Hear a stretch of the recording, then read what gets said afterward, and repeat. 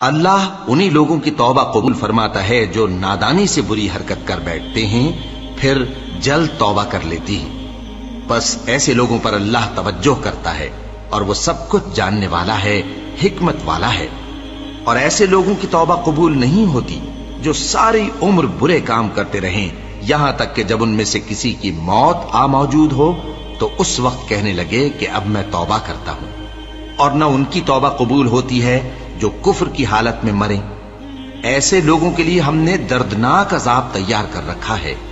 مومنوں، تم کو جائز نہیں کہ زبردستی عورتوں کے وارث بن جاؤ، اور دیکھنا اس نیت سے کہ جو کچھ تم نے ان کو دیا ہے اس میں سے کچھ لے لو، انہیں گھروں میں مت روک رکھنا۔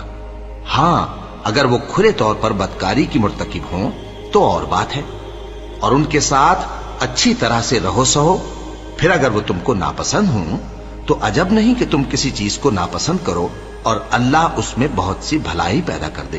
اور اگر تم ایک عورت کو چھوڑ کر دوسری عورت کرنی چاہو اور پہلی عورت کو ڈھیر سا مال دے چکے ہو تو اس میں سے کچھ مت لینا، بھلا تم بہتان لگا کر اور کھلا گناہ کر کے اپنا مال اس سے واپس لو گے؟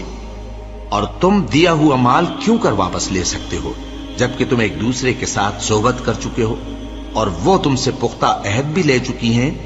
اور جن عورتوں سے تمہارے باپ دادا نے نکاح کیا ہو ان سے نکاح نہ کرنا مگر جاہلیت میں جو ہو چکا سو ہو چکا۔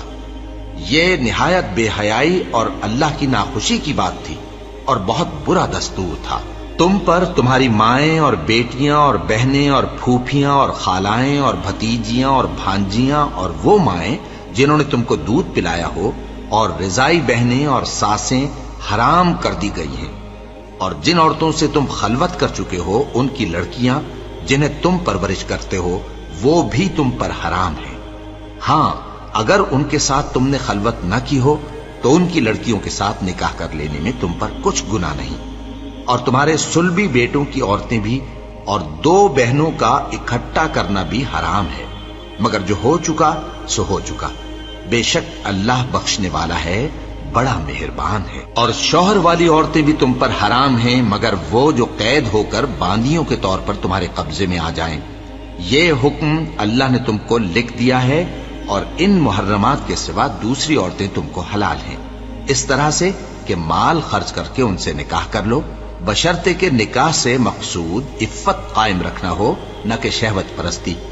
تو جن عورتوں سے تم لطف اندوز ہوئے ان کا مہر جو مقرر کیا ہو ادا کر دو، اور اگر مقرر کرنے کے بعد آپس کی رضامندی سے مہر میں کمی بیشی کر لو تو تم پر کچھ گناہ نہیں۔ بے شک اللہ سب کچھ جاننے والا ہے، حکمت والا ہے۔ اور جو شخص تم میں سے مومن آزاد عورتوں سے نکاح کرنے کا مقدور نہ رکھے تو مومن باندیوں ہی سے جو تمہارے قبضے میں آ گئی ہوں نکاح کر لے، اور اللہ تمہارے ایمان کو اچھی طرح جانتا ہے۔ تم آپس میں ایک دوسرے کے ہم جنس ہو، پھر ان لونڈیوں کے ساتھ ان کے مالکوں سے اجازت حاصل کر کے نکاح کر لو، اور دستور کے مطابق ان کا مہر بھی ادا کر دو، بشرطے کہ وہ پاک دامن ہو، نہ ایسی کہ کھلم کھلا بدکاری کریں اور نہ درپردہ دوستی کرنا چاہیں۔